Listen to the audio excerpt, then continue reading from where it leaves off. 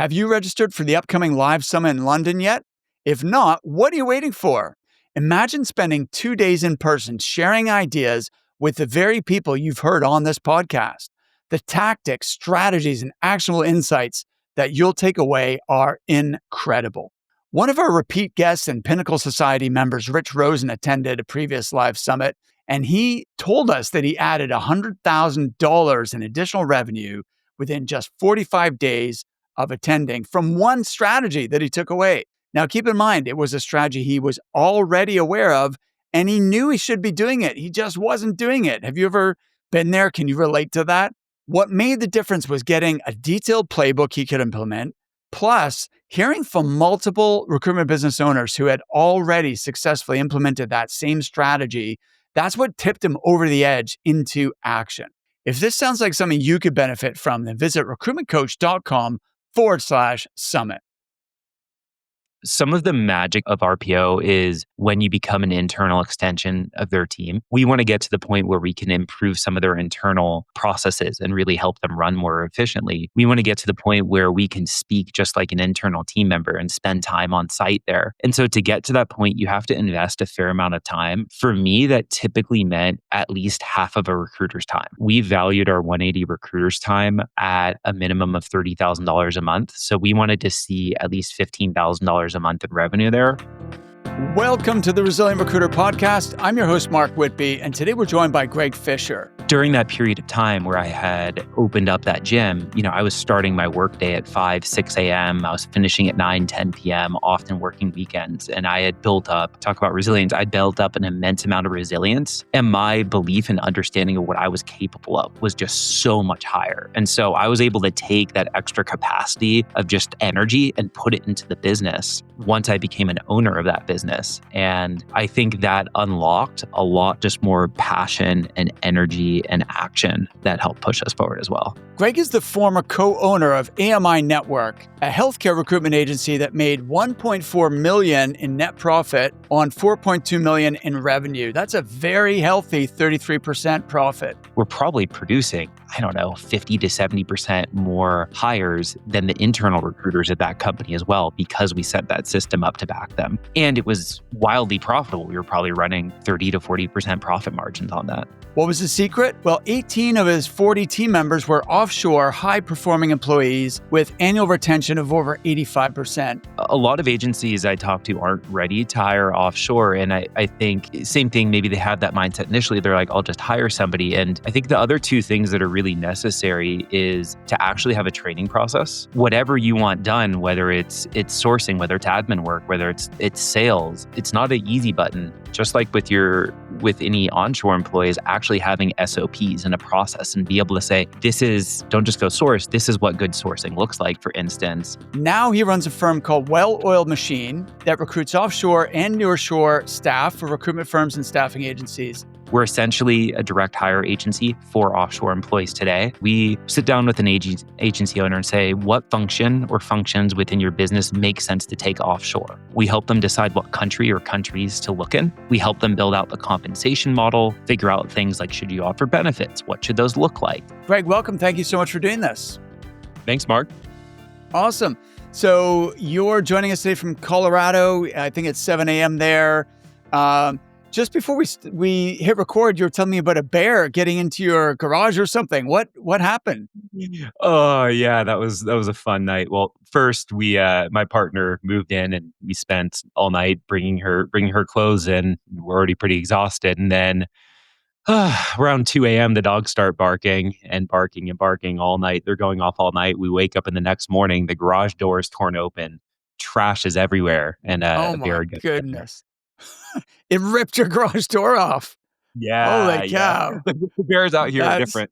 Crazy. That definitely doesn't happen in Scotland. Our bears, there used to be bears in Britain, but they're all hunted to extinction, unfortunately. So, and their forests are all like the whole of the UK basically is, there are some woods, but it's mostly farm, and it's all been cultivated over thousands of years. So, no bears, but, yeah, well, thank you for getting up early to do this, even though you had a rough night.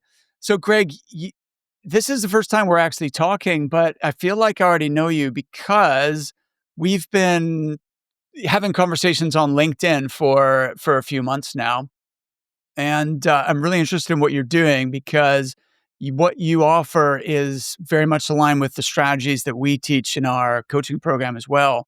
But look, before we get into all that, tell me about how you got into recruiting.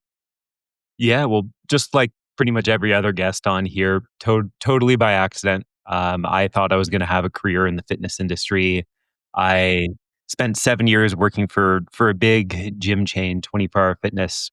Worked my way up into management, and then a month after I got married, I got fired.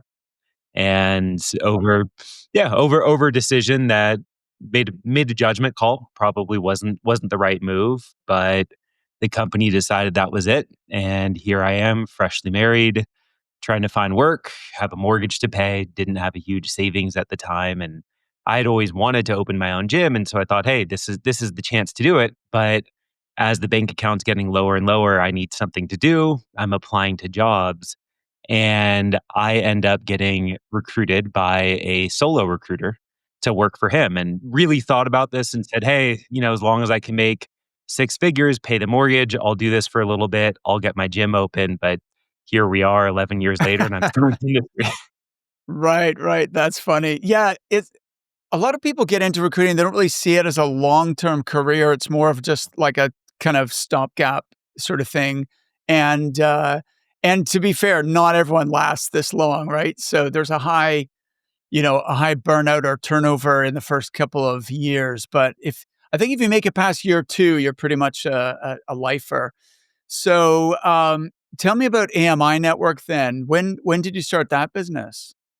Yeah, so I wasn't the founder, eventually became an owner, but I was the first employee. So I was recruited by this solo founder. It was a healthcare search firm at the time, just doing permanent placements in Los Angeles. Nurses, nursing leadership, some other leadership as well.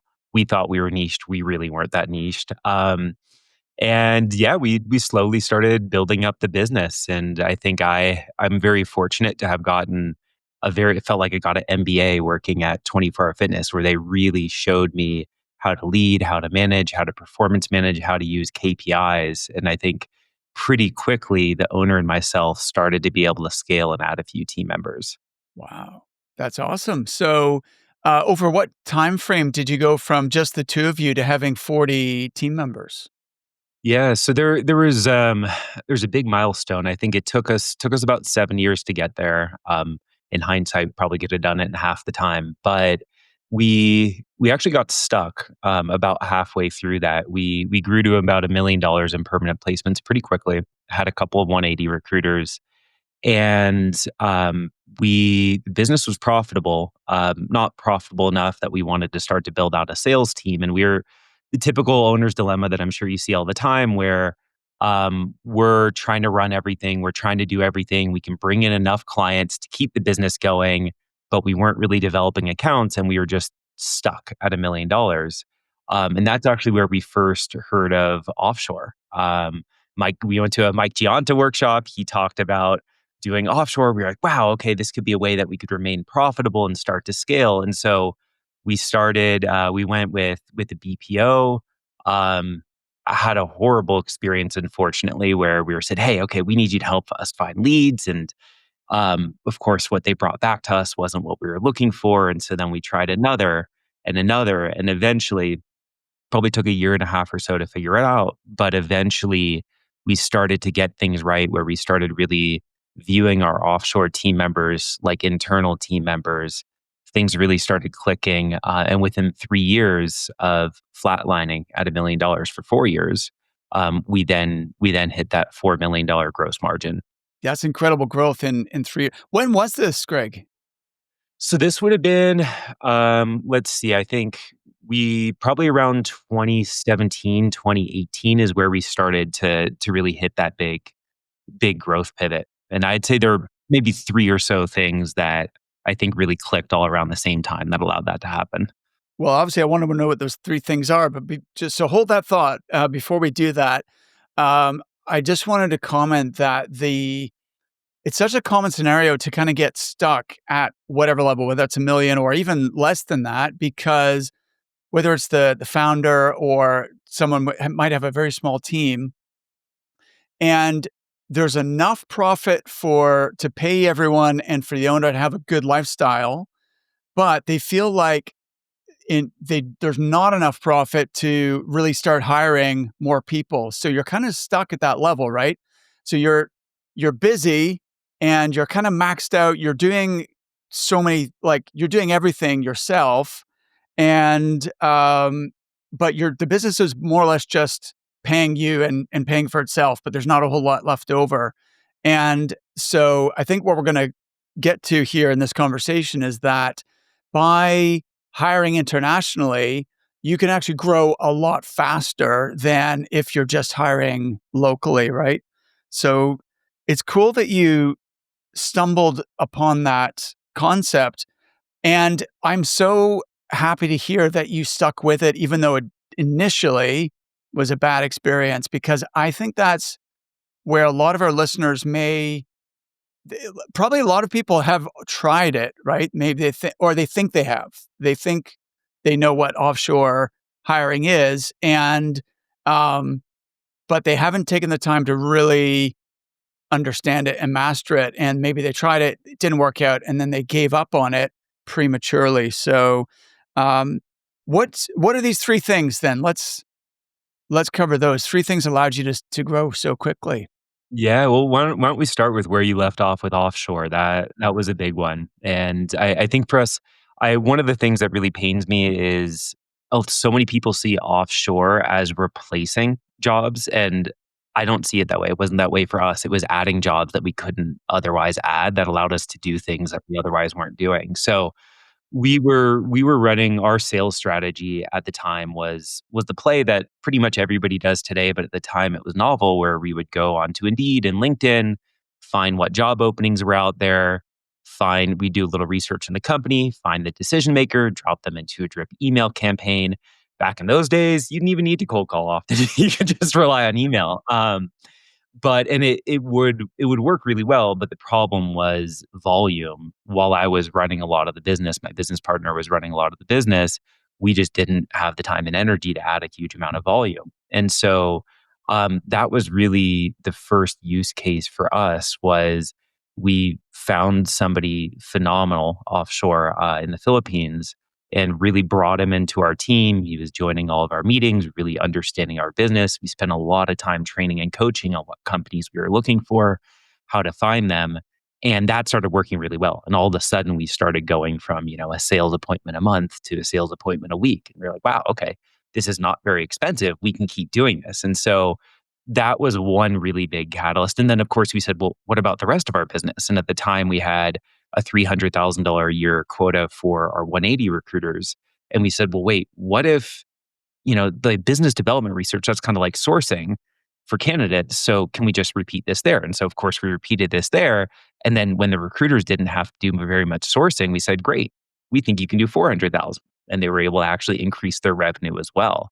Um, so the offshore piece was a huge, huge part. And eventually we started, when we got into the RPO model, which is the second point, we were able to run the RPO model much more efficiently because we were able to have team members in Latin America speaking to candidates. We created an incredible pipeline there. On the sales side, we eventually started hiring appointment setters in Latin America also for our sales team. But it enabled us to do things, Mark, that we never would have dreamed of doing because we just couldn't have afforded to invest the revenue in it. Exactly, 100%. So picking up on your first point about hiring, so your first hire was someone helping you generate business development leads, right? Yes, I should clarify. The first hire that worked out Yeah, was exactly. That's what I yeah, understand. yeah, That's what yeah. I meant. Okay, so actually, before we dive into there, what didn't work that you tried before? Because I think let's start with what not to do. Yeah, yeah. So I could write a book on it. Our first we tried the BPO RPO model, which if you run an agency today, you probably get an email a day from one. And what we so they they had this promise: send us the leads you want, send us the candidates you want, and we'll come back with this at a very low cost. And which sounded amazing, but we found very quickly is that they just didn't understand our business and they didn't understand what a great lead looked like. And we tried to work with them and say, no, this is what we're looking for. But there's also a gap because they're doing the management, which initially was great. Hey, we'll bring the employees, we'll manage them. But if the employees weren't understanding, they weren't our employees. And so we really struggled to get the quality right. So after we tried two BPOs, we said, okay, let's hire somebody directly. But of course, as a small business, you're so worried about losing money. And so we said, well, okay, let's hire a freelancer because if this doesn't work, we can get rid of them really quickly. We can scale their hours up and down. And it was such a scarcity mindset.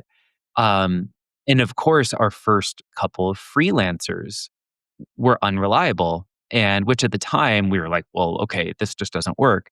In hindsight, it's interesting having conversations with a lot of people, especially in the Philippines now, who do freelancing, and they're like, "Look, I don't know if I'm going to have a job tomorrow. I don't know if how many hours I'm going to have the next day. So I have to get three jobs, and I can't really invest myself in any one job because it's probably going to go away." And so I didn't realize that was the world I was in. But of course, the first couple of freelancers didn't work out. Eventually, we found somebody who really happened to be on Upwork, but viewed it as a full time job. These days, I never go to Upwork to hire, but we got lucky after probably like three hires on there and found somebody who was like, I want to have one job for life. And yeah, his name was Claude, and I think he's still with the company now, probably 6 years later. Awesome. Yeah.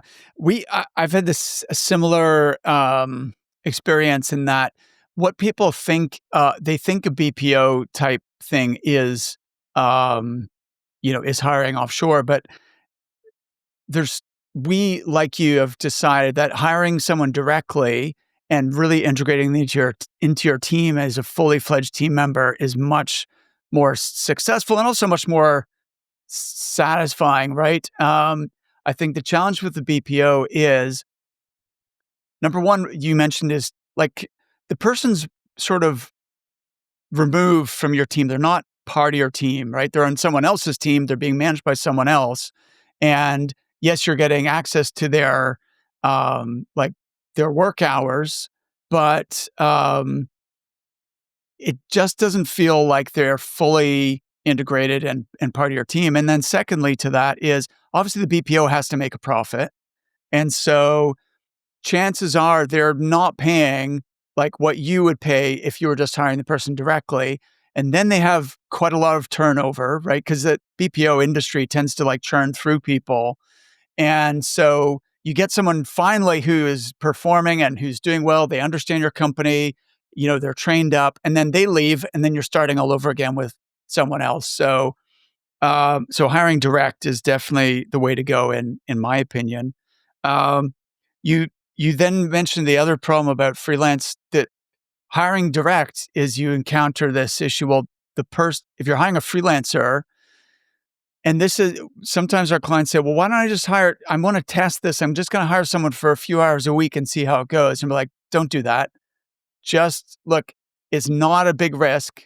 If you think they're good, then bring them on full time because if you're only giving them a few hours, that means they have to have multiple other jobs or clients in order to pay their bills. So A, you're never going to have their full kind of energy and attention. And B, you could just lose them. If someone else wants to give them more hours, then you've lost someone who is really, really good. So just go all in and treat it like a full time, like you treat it and they both treat it. Both parties are treating this like a full time job here. So, anything you wanted to add to that? Yeah, yeah, yeah. And Mark, as you're saying this, it's so interesting because what you described is probably what the way I would say 80-90% of agencies look at this. If we were talking about recruitment consultants, you go, Mark, that sounds crazy. Like, of course, I'm not going to go hire a freelance consultant on Upwork and expect them to produce like a salaried employee. Um, but yeah, I think the other piece, and it's something a lot of agencies I talk to aren't ready to hire offshore. And I think same thing, maybe they have that mindset initially. They're like, I'll just hire somebody. And I think the other two things that are really necessary is to actually have a training process. And whatever you want done, whether it's sourcing, whether it's admin work, whether it's sales, it's not an easy button. Just like with any onshore employees, actually having SOPs and a process and be able to say, this is don't just go source, this is what good sourcing looks like, for instance. And then to have some sort of management and coaching system where it's like, okay, this is what good looks like. Here's some numbers or some benchmarks to hit. I'm going to periodically come in and actually look at the work you're doing. I'm going to give you feedback on it. And then on a monthly basis, we're going to sit down and have a conversation about your performance and about your career trajectory and what you can do better and what's working well and what I can do better and what's working well. And just like we should with our onshore employees. But I think a lot of agencies don't take the time to map out those things beforehand and they just kind of wing it. But when you do, if you hire intentionally, and then you train thoroughly, and then you also manage systematically, yeah, then it's a recipe for success. Absolutely. I love I'm not sure if it's something that I read of yours on LinkedIn or a video. Maybe it was I think you did a LinkedIn video a few days ago where you were talking about how the way that not you, but the way that companies treat offshore employees, they've got it all wrong. And, they need to consider them as equal to your onshore employees and not that's the word you use, is second class citizens. And it's completely the wrong mindset because how is someone going to perform at their best or be fully productive if they're kind of just left over there and they're not a fully fledged member of your team where they're getting access to the same, systems, training, coaching, career opportunities and so on. Um, and, even though they're in another country from you, you still need to spend time with them, right? And make them feel part of the team. How did you come to this realization in your business? Yeah, well, I think it came from a lot of reflection because we wouldn't that way, and I would say we used a word that a lot of people use that pains me a bit, which is resources. And I mean, I think like somebody offshore is a person, just like somebody onshore, and really viewing them as people. But I think initially, and we could probably spend a while talking about colonialism and history and maybe where some of those perspectives come from. But for whatever reason, I think yeah, initially we had that mindset too, and just kind of viewed offshore team members as resources. And I think a big part of it was probably myself working directly with people and getting to know somebody like Claude personally and the way that he loves reading mystery novels. And, we would both go nerd out on Excel together. And as we started to get to know each other and developed just like a true connection and friendship, I think that really shifted my perspective and just seeing our offshore team just like people like everybody else. Yeah, absolutely. So, but still, you've really cracked the code here because I know quite a few recruiters have one or maybe two team members who are international, but you had 18 out of a team of 40. So almost half of your team were offshore. So can you walk me through like what was the progression there? And when you finally had it running like well-oiled machine, to use your company name, what were the keys to making that really work? Yeah, so I think once we cracked the code and Claude was really successful as far as bringing in new clients, then we also started to bring on some more team members because we were looking at the cost, which I don't know at the time it was maybe $1,000 a month, and we said, "Wow, if this individual is helping us get one new client a month, for $1,000 a month, let's just keep doing this." And so we started hiring a couple of more people. We brought on some other team members to help us on the sourcing side. Probably had a small team of 5 or 6, which at that point then we needed to have a supervisor. And so Valentina ended up getting promoted to supervisor. Then I think what started to happen for us is our business started to evolve, and maybe to take a bit of a detour into the second thing that really helped us grow is my business partner ended up having the sale of a lifetime. And he had gotten a call from a referral, and she said, "Hey, we need help hiring an internal recruiter here." And so he started going down the normal path of what do you need, da da da da. And he asked why now and why it was so important. And she said, "Well, we had a riff last year. Now things have shifted in the market. Now we're looking to grow. We need to build out a new team to update our EMR. We need to be prepared to take on a lot more patients." He's like, "How many hires is this?" She's like, "We probably need about 50 hires over the next 6 months." And then he goes, "Have you heard of RPO before?" And she goes, "I've heard of it. Tell me more." And on the spot, he spun up an RPO service line for us. Um, Fantastic.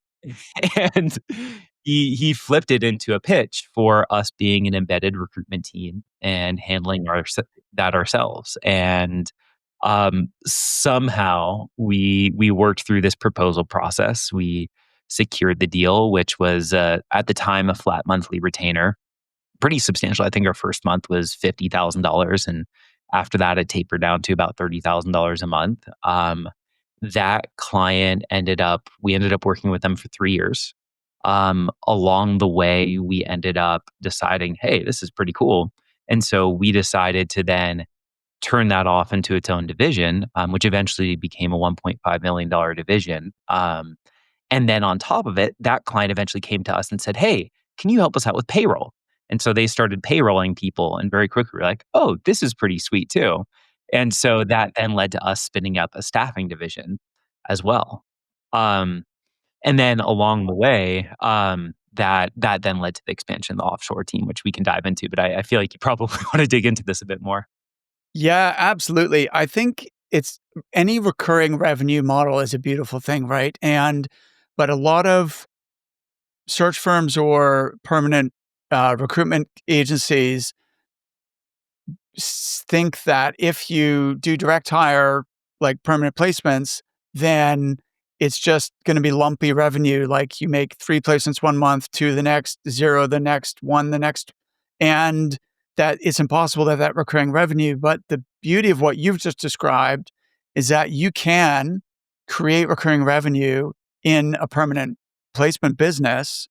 And so I love this concept and the fact that your co-owner just kind of well, he heard a problem, he investigated that need, and then he presented a solution. So that's classic solution selling, right? But how did you develop that into a product that you were able to sell to others? Yeah, so we threw this thing together. They had a very short timeline. They were way behind on this hiring project. And, it involved us so many late nights. It was a very exciting time, but a very exhausting time. But eventually, after probably about a year or so, I think we figured out a good service where we're really adding an immense amount of value to their team. I mean, I think over the course of 2 years, they went from a 100-person company to a 250-person company. And we were really one of the driving forces behind that. So, but I think after about a year or so, we felt like we understood how to do this well enough where we could go take that conversations to others. And so we started looking to do that. And I was still doing sales at the time. And so I was just being very opportunistic, and I would ask some questions. Usually the call would open up about direct hire or contract staffing. But I would usually ask into some other questions as well. What are your plans for growth? What are your hiring goals overall?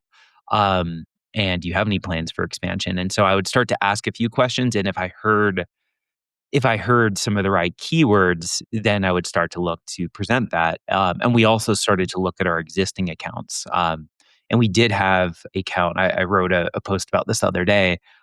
We had an account that on paper was horrible. There were a 17% contingent client that 5 other agencies worked with. Um, we actually did relatively well with them. It was probably a $1 to $300,000 a year account, regardless. But at some point, we started to get to know their team really well, and they started to talk about some big hiring. We started to ask, "What are your plans for next year?" They started to share a lot of big hiring needs, and so we presented it to them. That probably took a year and a half to close, but that became an $80,000 a month account as well. That also lasted for several years. So yeah, really a combination of internal expansion and opportunistic expansion with other sales. What's awesome is I think your point about hiring internationally combined with the RPO model is like a match made in heaven because, right, then as you, because here's what scares a lot of small recruiting firms away from trying to win those big projects is they're like, there's no way I can deliver to that, right? And so they don't even pitch for what could be a million or multi six figure opportunity per year because they couldn't physically themselves deliver. But you could scale up your team to serve that account by leveraging those offshore team members, right? Yeah, yeah, and that's the nice thing is these jobs are in demand, and often some of the starting points for offshore require less specialized experience, less training, so it is very easy to scale. You can also hire very high level folks offshore, and we can talk about that too. But when I look at that $80,000 a month account, what that looked like was we did have at times 3 to 4 consultants in the U.S. doing a lot of the front end delivery, conversations with hiring managers. One of them was a manager. Um, However, then we had a huge offshore team backing them. We had 5 team members or 4 team members who were doing all the sourcing. And then we had a team member doing all the screening for the more entry level roles. So it was just this team constantly sources and they were producing just a wealth of candidates. We had David doing the screening and then he would push through the candidates to the recruiters. And so those recruiters we're probably producing, I don't know, 50 to 70% more hires than the internal recruiters at that company as well, because we set that system up to back them. And it was wildly profitable. We were probably running 30 to 40% profit margins on that. Yeah, I love it. When you're evaluating an RPO opportunity, how much volume do you need to make for it to make sense? Like what, in terms of the client, how many hires would they need to make in order for you to decide to pitch this model? Yeah, it's a good question. So I think some of the magic is RPO is when you become an internal extension of their team. And if you're still an external recruiter, yes, you can make some placements, but there's not the same level of efficiency and impact on the organization. Like we want to get to the point where we can improve some of their internal processes and really help them run more efficiently. We want to get to the point where we can speak just like an internal team member and spend time on site there. And so to get to that point, you have to invest a fair amount of time. For me, that typically meant at least half of a recruiter's time. If it was going to be a lot less than that, we're not going to be able to invest that energy. And it's really just a direct hire client at that point. So for us, we valued our 180 recruiters time at a minimum of $30,000 a month. So we wanted to see at least $15,000 a month in revenue there. Um, the volume could vary a bit depending on what type of search we're talking about. Um, but for us, typically it meant having at least 5 to 10 requisitions in a given month that we could work on. Got it. Okay. So 5 to 10 jobs per month. And yeah. Okay. Fantastic. And then with your model, uh, a, did you charge placement fees on top of the monthly retainer? How did the math work? Yeah, so we initially we were doing flat monthly retainers that we were just like, wow, this is amazing. Eventually, that we realized that model actually wasn't effective in most scenarios because on one end we had an issue where our clients started having all these more demanding searches. They started wanting us to hire mid-level leadership. And in hindsight, we said, oh, we should have written in a permanent placement fee for more senior level roles that take more time. We didn't, but we started to recognize very quickly, whoa, we need to charge them more, but we didn't necessarily put any sort of tiers into the project. Then fast forward a year, the volume drops. Now they're upset because they were overpaying for the search volume. And so you can do a flat fee model with tiers that goes up and down. I find that's really hard to adapt. What we ended up eventually moving to was an open fee, closed fee model. So for each unique search that we did, we would charge, typically you would see a placement fee between 5 and 10% of the total compensation. Half of that 5 to 10% would come as an open fee. So 2 to 5%, 2.5 to 5%. half of that would come to a placement fee once the search closed. I don't really understand that. Could you Yeah. dumb it down for me? Yeah. So, okay. So let's say that you have 10 searches. They're all unique. They're different types of roles. They pay $100,000 a year apiece. For each of those searches, maybe the total fee would be $5,000. We would charge half of that fee, so $2,500 when we start the search. So, and if you want to say come and add an 11th one of those, we would say great, another $2,500 for us to begin that. And then once we make the placement, then we would charge another $2,500. Okay. And is that in addition to the monthly fee or is it included? We eliminated the monthly fee at that point. Oh, I see. Okay, gotcha. But you essentially had one because clients would always be adding more searches. So Yeah. inevitably there'd be some variability, but you typically be getting retainers every month. Okay. All right. Awesome. That's interesting. Because I've seen different ways of pricing this model. One being to say, well, this is the monthly fee, and that gets you like one full-time recruiter working on your jobs, right? That's one way I've seen it. And so depending on the volume of jobs, you need X number of recruiters. So this would be the cost. And so you're then making the difference between what you're charging the client and then what you're paying to your offshore recruiters. And I've also seen it that you're still charging a placement fee, and the monthly subscription is really like the deposit against the final invoice. So, for example, if you charge 10K a month, and then but you make $40,000 worth of placements in a quarter, then they've already paid 30K, so you just invoice for the difference, which is the extra 10K. And if you do 25K in placements, then they've got basically a credit of 5K against the following months, that type of thing. So I've seen so many different ways of doing this, but um, bottom line is it's a beautiful model because you get that forecastable revenue, right? You said something earlier about helping your US recruiters to bill more. Can you elaborate on that? Because I think that's an overlooked benefit of having offshore sourcers and lead generators. Yeah, absolutely. So recruiters, a 180 recruiter is probably spending 30 to 50% of their time sourcing candidates. And even then, depending on the search, they're often not getting access to all the candidates. So we recognize that sourcing could be systematized pretty well, and that as long as you could create a solid process for it, that could easily be delegated to an offshore team member. So within our businesses, we created a 2-to-1 support model where you would have one offshore sourcer per two recruiters. And we developed a process for the recruiters. Hey, when you have a new search, here's how you hand it off. We had our recruiters, we were Boolean nerds. We really believed that optimizing Boolean was a big part of it. And so our recruiters would outline, here are the three qualities we're looking for on a resume. Here is the Boolean string to try, or Boolean strings. And then they would hand that off. And typically there would be some sort of calibration where they would take the time to go through, this is a good resume, this isn't a good resume. Um, but that would be it. The recruiter would just have to essentially assign the search, which would take 15 minutes. The sourcers would go do that. There'd be a little bit of feedback, but the sourcing was done for them in the majority of cases. And that did two things. One, it now freed up that 30 to 50% of the recruiter's time and reduced that to maybe 10% of their time.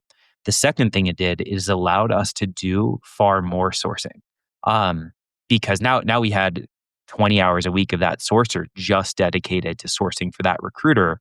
They could get to more candidates. It also allowed us to do things that we otherwise weren't doing. Like we started thinking of all these crazy projects where we're like, okay, let's go into the state database of nurses where you go to verify a license. And instead of typing in a name, just hit enter. We'll get 20,000 nurses. And we're going to just systematically, when maybe the search volume is low, we're going to go through and find the contact info for these 20,000 nurses. And so Brilliant. it started leading to, like, we were adding 100,000 to 150,000 contacts a year to our ATS by doing that. Brilliant. Absolutely. Like if in a normal day to day of a recruiter, you're never going to have time to do that, right? And yet that's building an extremely valuable asset. Um, what do you think, apart from what we've already described, what do you think recruitment businesses get wrong when it comes to trying to work with international talent? Yeah, so I think it's a few things. Some we've already covered, but they're worth going back to. I think the biggest is viewing them as resources or second class team members and not investing them. And it's really just about however you view your internal team, view your offshore team that way. And it should lead people ask me a lot about retention, and your retention of your offshore team members should be very close to your retention of onshore. That's a big one. And then I think the implications of that are then leading to being highly intentional about how you hire and going through a very rigorous screening process. And then also being deeply invested in training and management. Absolutely. Yeah, agree 100% with all of those. By the way, I'm looking down my notes here and saying that you had 3 keys to scaling your previous business. And I think we've covered 1 and 2, but what was the 3rd one? Yeah. So the third one was really me being fully invested.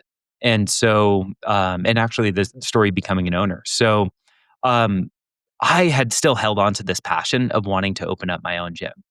And so while our business was doing about $1 million in revenue, direct hire revenue, and we were coasting around there trying to figure things out, I had gotten together 2 partners to go open up a small gym in Santa Monica. And I go approach the owner of our agency and say, "Hey, this has always been a passion of mine. I want to do this. I have 2 partners who are going to be there during the day to day. I'm going to be the investor and the operations guy. I'm still going to continue to be the managing partner of this agency, from 9 to 5. But early mornings, late at night, I'm going to be working on building up this gym. And, if at any point, like working for AMI Network is still my top priority.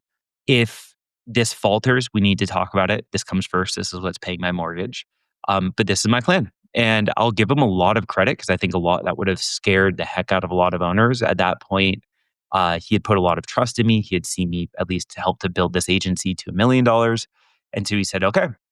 And for the next year, I started trying to build out this gym, and it was a complete and utter failure.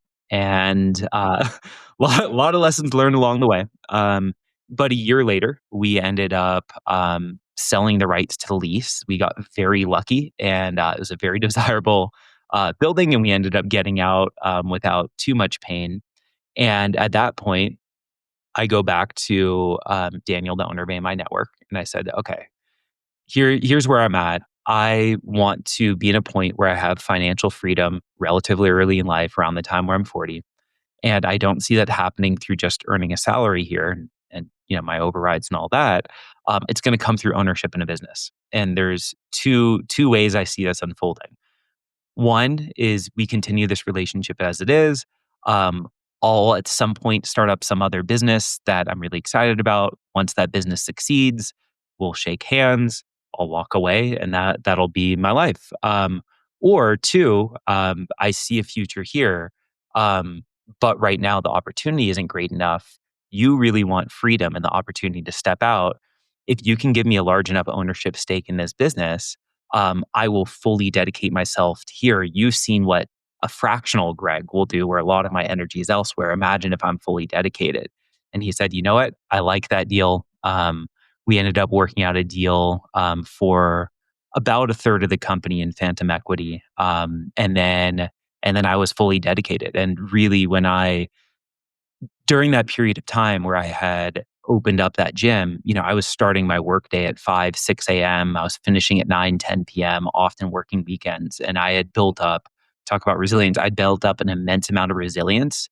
And my belief and understanding of what I was capable of was just so much higher. And so I was able to take that extra capacity of just energy and put it into the business once I became an owner of that business. And I think that unlocked a lot just more passion and energy and action that helped push us forward as well. Amazing. Yeah, I can relate to that. That's really cool. Greg, so at what point now, and it sounds like you guys were absolutely smashing it. So what led you to ultimately leave that business and start your current business, well-oiled machine? Yeah. And so after 10 years in the business, I I'd gone through a lot of life changes, leaving Los Angeles for Colorado. Really, my life flipped upside down in a lot of ways. And during that period, really been reflecting a lot of areas of my life, and work started to be one of those. And I started to realize that my former boss, now my business partner, had very different values than I did. And a lot of it came down to the way that we saw people and even some of the way we saw offshore employees, but also onshore. And it just didn't work for me. And I recognized that we could continue working together, but one of us would have to compromise our values and our vision. And it wasn't going to be me. And so I made the decision to leave. And initially, I thought I was really burnt out. I thought I would just go start a small agency up. That was enough to get by on, work part time, spend a lot of time out in the mountains. And as I started doing that, the fire just wasn't there, and it felt like a drag every morning. But what did happen is I started having some peers in the meantime who came to me and said, "Hey, Greg, um, my business is so so. I've been thinking of ways to grow it. I tried offshore, but it didn't work out. But like you built a business around offshore. Can you maybe give me some help here?" And I started asking some questions, and it was all the things that we talked about before. Um, and I saw this really big opportunity for a lot of recruitment firms to do things the right way with offshore as a way to scale their business and also help out their teams. And so I spent the first 6 months really viewing this as a consultant where it'd be like, "Mark, let's talk about your business. I'll help you figure out where offshore makes sense and help you build that out." Over the course of around 6 months, I realized two things. One, I wasn't as passionate about consulting. And then two, I realized that while some people valued that, what they really wanted more is a part of offshore done for you, and which is specifically the hiring part and finding great people. And so that then led to the launch of Well Oiled Machine, which we're essentially a direct hire agency for offshore employees today, with an added wrinkle where we actually start in the initial planning stage of the process, where we sit down with an agency owner and say, what function or functions within your business make sense to take offshore? And once we get really clear on that, we help them decide what country or countries to look in. We help them build out the compensation model, figure out things like, should you offer benefits? What should those look like? And so we go through down that path together. One of the things that's really cool is at that point, I now have a perfect job. If you look at your job chart, I now have an A job because we've gone through and designed a role that's really attractive and very realistic to fill. Then we go out and fill that role. We go out and identify the talent. Because a lot of agencies are unfamiliar with offshore, we actually join some interviews, help them understand cultural differences if that exists. Once they make the hire, we guarantee them for 12 months, and that's it. Amazing. Okay, cool. So I'd love to pick your brains on this because I noticed that you do so on your website, it looks like your main markets are Philippines and LATAM. And I'm wondering, this question of which country should I find someone in is almost overwhelming because there's talented people everywhere, right? It could be Eastern Europe, could be India, could be, LATAM countries, could be Philippines or what have you. Um, how do you make that decision, like where they are going to find the best talent for their position? Oh, it's so much fun. And there's a few layers to this. The first one I like to start with is function, and really first understanding what are you looking to have this individual to do today, and also how could you see this role evolving. One of the biggest decisions with that is, are they going to be getting on video on the phone externally with a candidate or client? Um, if the answer is yes, my next question is who are you going to be having them get involved with, and where are they going to be based? And so if we're going to be working with higher level decision makers or candidates in the United States, you're typically going to find, so let's say uh, a half desk recruiter, a sales development representative, maybe even an account manager. You're typically going to have the most success in Latin America. And if I'm going to throw a dart at the map, it's going to be Mexico, where you have the highest concentration of overlap with US culture. So that's one decision tree. Now, if you said, "Hey, Greg, it's actually going to be we're a UK based search firm, and they're going to be speaking to candidates in Europe," I would look somewhere like South Africa, where there's a lot more overlap with European culture than somewhere like Latin America. Or if you said it's going to be a non-speaking role, or the conversations are going to be much simpler, like maybe it's more transactional, like they're just calling 100 call center reps a day, or maybe they're calling to say, what's the name of your human resources director, and that's it. Then somewhere like India, Pakistan, the Philippines can all be really effective. Lot more layers to that, but that's the simplest way I think to look at that. Okay, got it. And so this is a one that most owners don't believe you can offshore is someone who's talking to clients and sort of senior level candidates.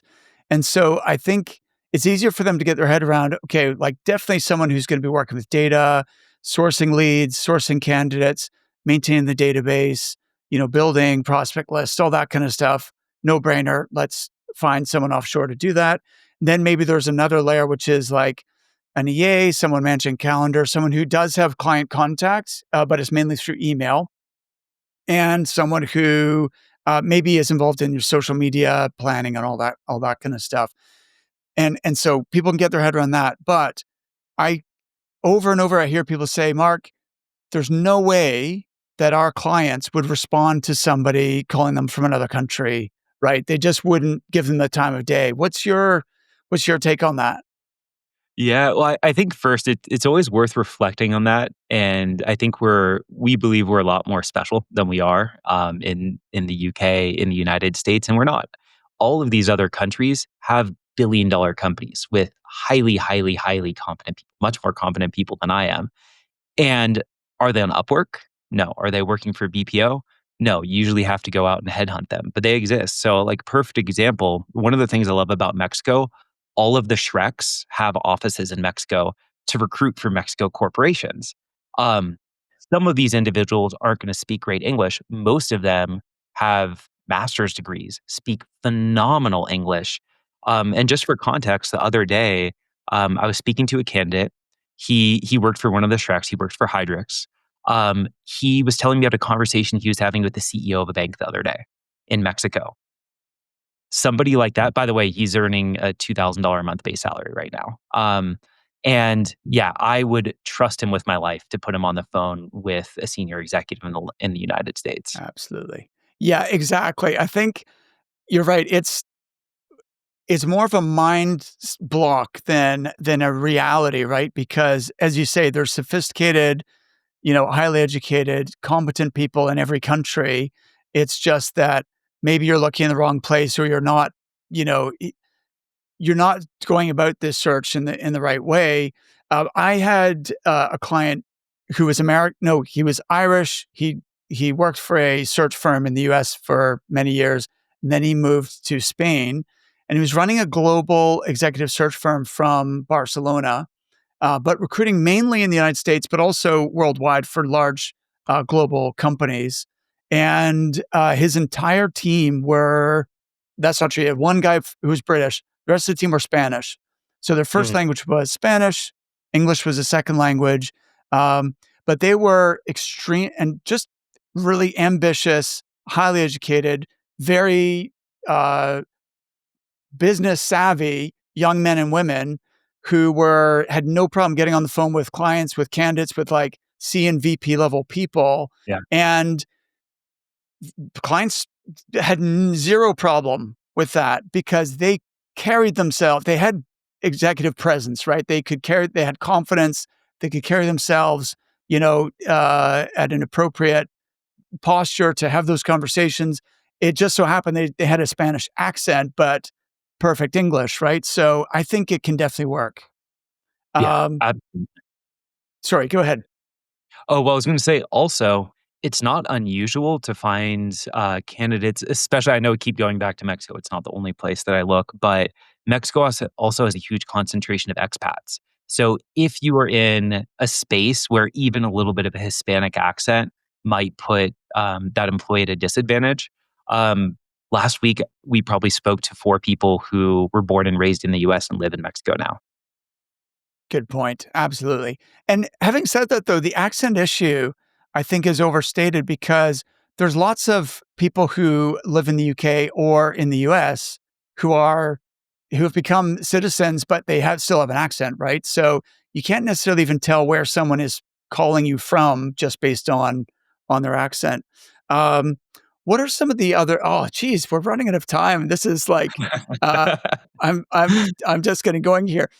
Look, there's something I'm dying to ask you Yeah. because it's how you got on my radar, Greg, which is you are very good at strategic commenting on LinkedIn.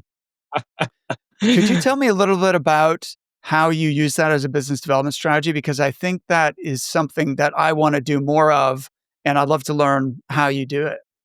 Yeah, yeah, absolutely. So first, I'll preface with saying that we built AMI Network 100% on cold outbound. We were very bad about getting referrals. We generated zero inbound. We were really good at cold outbound. When I decided to build this business, I didn't want to do it that way. I recognized that there's just a different path to do that. And so I dedicated myself in March, not that long ago, it was back in March, to building through LinkedIn. So of course I started posting daily and nobody took notice.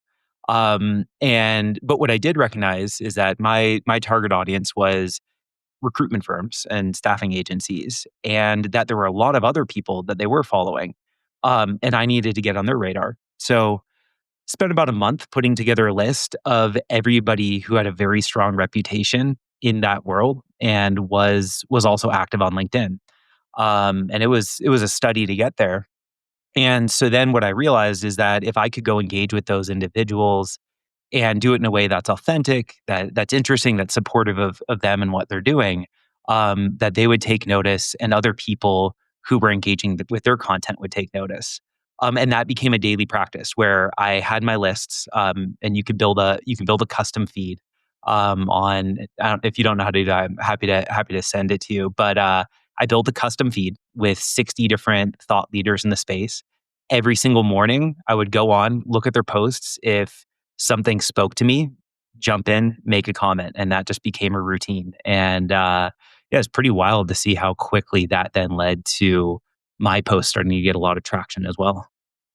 Yeah, it's super smart. And what I've noticed recently, LinkedIn has now started showing you how many views you've had on your comment, right?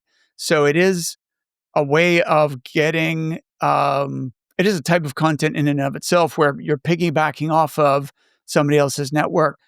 Do you mind sharing like how many people are on your list at any one time, like kind of influencers or whatever? And then how long per day do you like what does that daily habit look like? How time consuming is it?